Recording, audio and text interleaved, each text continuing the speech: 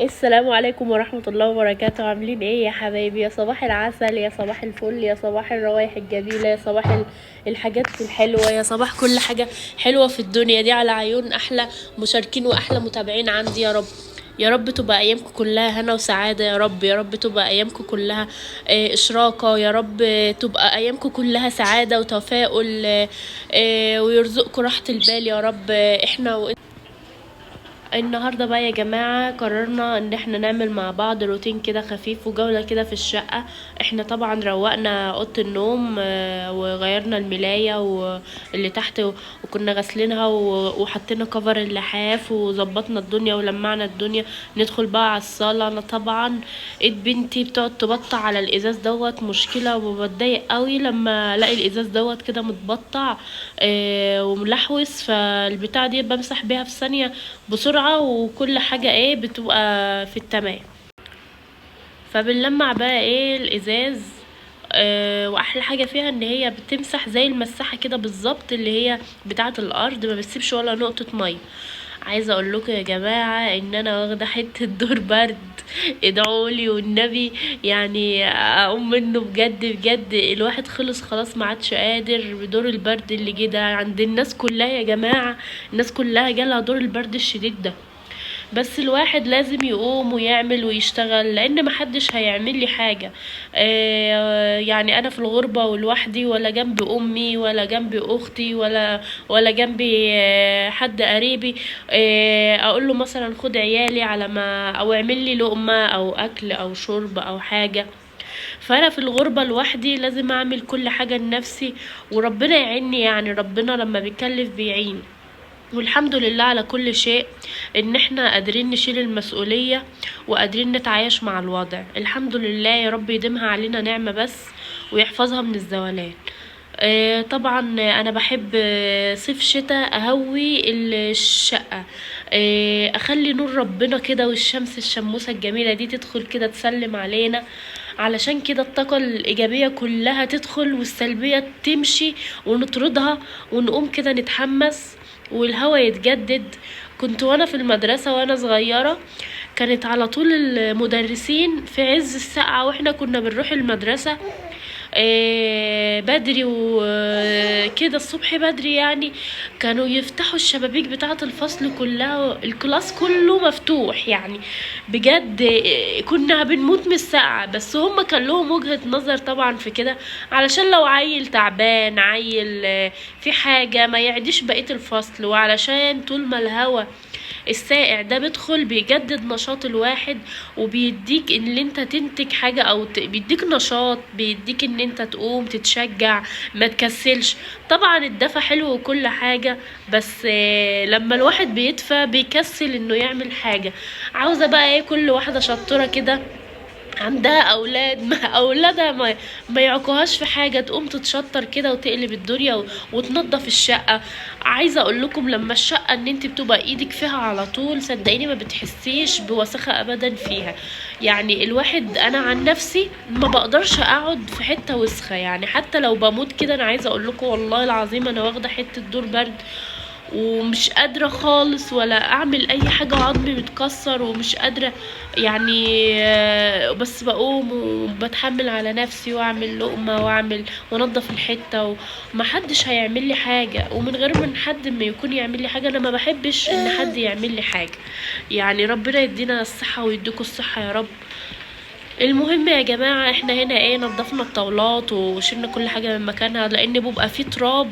هو طبعا الحاجة انا ايدي فيها على طول، بس بيبقى فيه تراب ناعم كده، يعني انتوا ما بتشوفوش بالكاميرا. لازم الطاولات والحاجات دي تتطوق، عشان لو التراب ده بيبقى شكله وحش قوي كده هو متساب. لازم الواحد يبقى ايده في الحاجة. بصوا بقى، فتحنا الشبابيك وهوينا الدنيا وخلينا الشمس والهوا يدخلوا كده بتاع ربنا بتاع الصبح كده، عشان الواحد بقى ايه يقوم كده يشوف اللي وراه، يعمل اكلة حلوة، يشوق يأكل عيل، يعمل حاجة. يعني لازم الواحد كده ياخد نشاطه من هوا ربنا سبحانه وتعالى.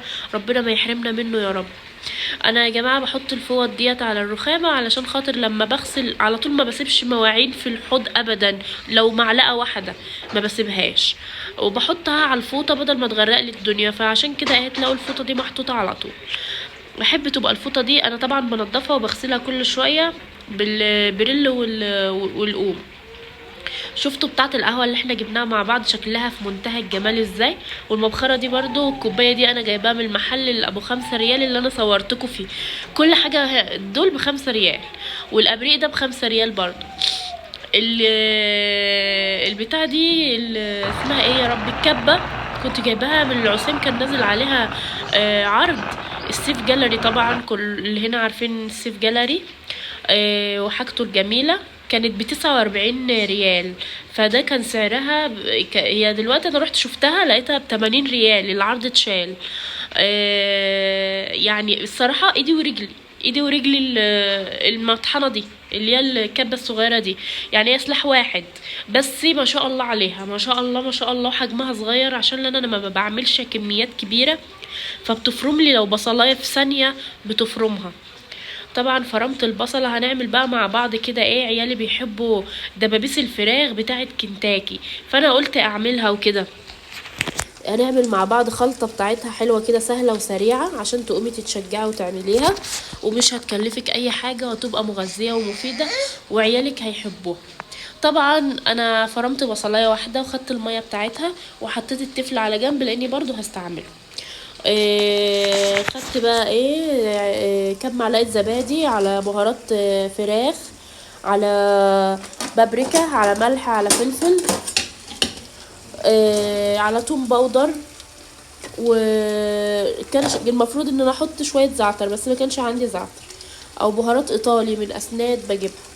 المهم ايه يا جماعه، قلبنا كل الكلام الحلو ده في بعضه، وزيت زيتون. نقلب كل الكلام الحلو ده في بعضه بقى، والسبع بهارات طبعا، نطرة كده صغيرة. وبعدين هنتبل بقى دبابيس الفراخ. طبعا انا كنت غسلاها بالليمون ونقعاها ساعتين كده بالليمون والملح وايه يا ربي، والجنزبيل والطحين اللي هو الدقيق، وبسيبها في قلب النقعه ديت ساعتين، بتنزل بقى كل الزفره اللي فيها، وبحط شويه سكر كمان يعني بيدي تست كويس. بتنزل كل الزفره اللي فيها. ومش قادره اقول لكم الفراخ هنا بتبقى زفره قوي في السعوديه، مش عارفه ايه السر بجد بجد بجد، مش عارفه ليه الفراخ هنا بتبقى زفره عن بتاعه مصر، بتبقى زفره قوي. بقعد اغسل فيها وانزل المزلقه اللي ما بين الجلد واللحم دي، بتعب على ما بنضفها، على ما بحس ان ريحتها كويسه. بس انا بجيب فراخ اليوم، طبعا بتبقى اليوم بيومه، بتبقى جميله، ما بتبقاش مجمده، بتبقى مبرده، فبتبقى طريه وحلوه فريش يعني. هنا نزلنا بقى بعد ما غسلت الفراخ ونزلت ميتها، غسلتها كذا مره وعصرت عليها الليمون. نزلت بقى التتبيله، ونسيت اقول لكم كمان هنعصر ليمون على التتبيله دي، يعني علشان تبقى متبله واللحم الفراخ دايب كده. انا عايزه اقول لكم بقى ان انا هعمل الدبابيس ديت، مش هديها، في ناس بتديها نص سلقه كده او بتشوحها الاول عشان العظم ما يبقاش فيه دم. والله والله يا جماعه انا عملتها كده، وعملتها في قالتها طبعا بالدقيق، وهنعمل خلطه مع بعض دلوقتي زي بتاعه كنتاكي. ما كانش فيها دم خالص في العظم، وكانت ما شاء الله بجد بألف هنا وشفا، كانت جميله ومستويه. بس انا هقولك على حاجه، طبعا احنا اول ما هنحطها هيبقى الزيت سخن والنار عاليه عليه. اول ما هتحطيها هتاخد الصدمه بتاعه الزيت، وبعدين تهدي شويه وتغطي بغطا الطاسه، هتخلي الطاسه محكمه، علشان البخار دوت طول ما هم الطاسه مكتومه الدبابيس دي هتستوي، مش هيبقى فيها دم. وجربوا كده وان شاء الله هتبقى فعلا الدبابيس مستويه تماما 100%، ومش هيبقى فيها ولا غلطه. هنعمل بقى خلطه الدقيق اللي احنا هنقلب فيها الفراخ. دقيق وانا المفروض بحط نشا بس ما كانش عندي نشا، فحطيت رشه بيكنج باودر عشان تنفش القلي شويه، لما تيجي تتقلى تبقى كريسبي شويه يعني. وحطيت بابريكا وتوم باودر وبهارات فراخ وشويه ملح وشويه فلفل اسود، وقلبت الكلام ده كله على بعضه زي ما انتوا شايفين كده.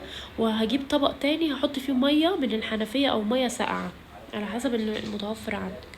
وبعدين هتجيبي دبوسة الفراخ وهتقومي حطها في قلب الطحين ده، الخلطة دي، وبعدين تنزليها في قلب المية دقيق مش هتكمل دقيقة، عدي 1 2 3 على ايدك وتطلعيها، تحطيها تاني في قلب الدقيق، تبدريها بيه وترصيها في الطبق، وبعدين تروحي نازلة بقى في الزيت السخن.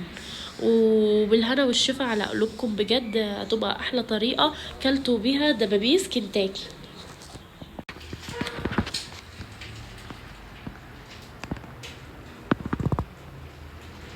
طبعا احنا قلنا نعمل شويه مكرونه كده سباكيتي جنب الاكله دي، هنعمل الصلصه بتاعتهم. البصل اللي انا كنت فرماه في الكبه حطيته في شويه زيت، وهنزل بقى بطماطم ضربها في الخلاط، وشويه صلصه وشويه كمون. ده طبعا حطيت فص توم كده عشان يديله ريحه، وبعدين هنزل بالطماطم المضروبه، وهنزل بالملح والفلفل والكمون، وهنقلب بقى الكلام ده وشويه صلصه عشان بس تديها حمار. وبعدين كنا بنسلق بقى المكرونه، سخنا لها ميه بشويه ملح، وحطيت هحطها فيها بقى مكرونه سباكيتي، وبعدين هسلقها بس نص سلقه كده، مش تبقى مستويه قوي عشان تكمل سواها في الصلصه اللي انا هعملها دي. هنديها تحميصه بقى للبصل ده، هنديه تحميصه، وبعدين هنزل بالطماطم والحاجات اللي قلتلكوا عليها. هنشوف مع بعض دلوقتي.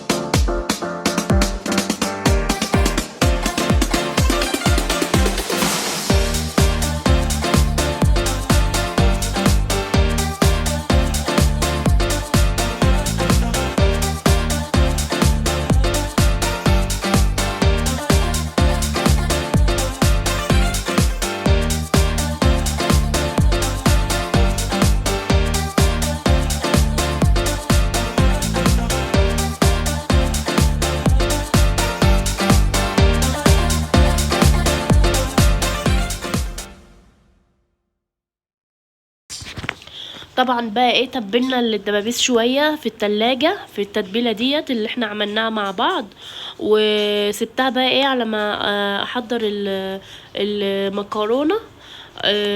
خلاص عملت المكرونه حطيتها تتردد، حطيت عليها الصلصه اتسبكت، وبعمل بقى الدبابيس. جبت بقى الدبابيس، بصوا طبق ميه وطبق الخلطه بتاعه الطحين دي، وبحط الدبوسه في الميه واروح شايلاها واحطها تاني في الطحين، واروح رصاهم بقى في الطبق. وعندي طبعا زيت غزير سخن، هرص بقى في الدبابيس وهغطي عليها، ههدي سنه واغطي بقى عليه.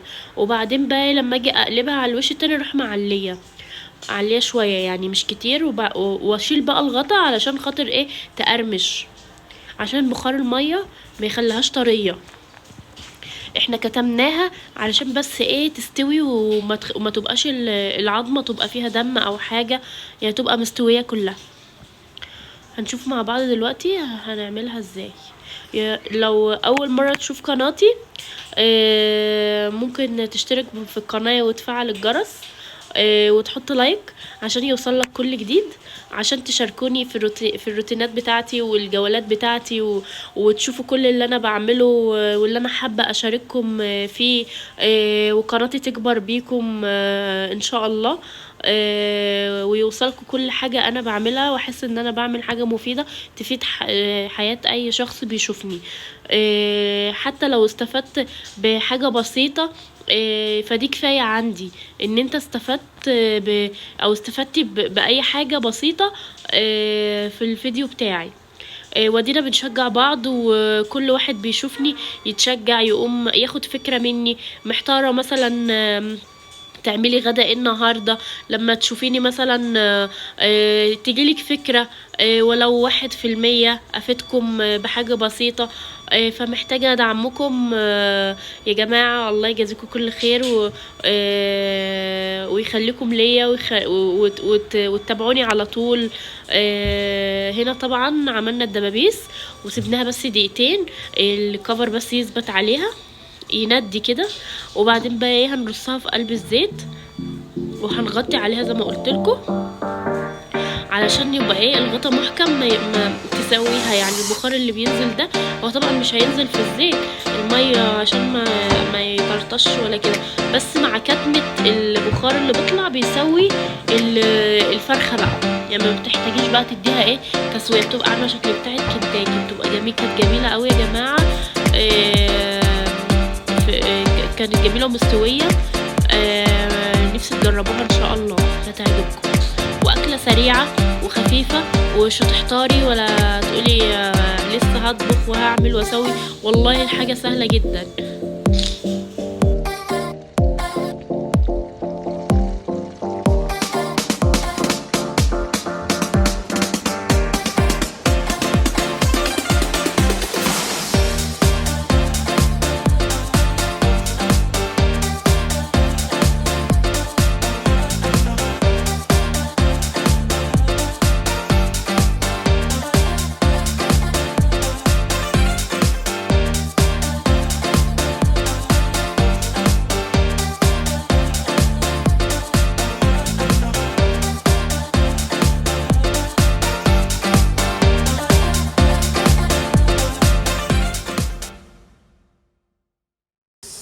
هنا بقى ايه قلنا ندلعهم شويه. طبعا جوزي كان جايب شويه فاكهه فقلت اعمل لهم شويه سلطه فواكه كده مع الغدا الجميل دوت، ومغذيه للاطفال وكده، وتبقى حاجه حلوه يعني جنب الاكل.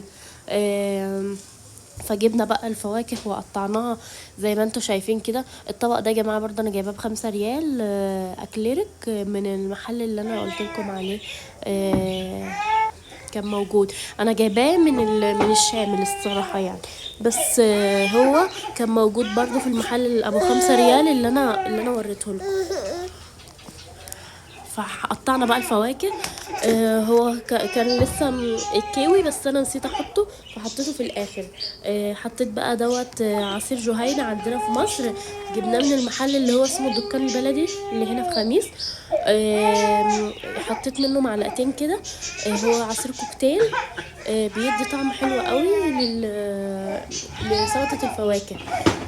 فحطيت معلقتين وشويه سكر وقلبت بقى الكلام الجميل الحلو دوت. هو المفروض ان انا بحط بدل السكر عسل ابيض بس ما كانش عندي عسل ابيض، فحطيت بقى شويه سكر.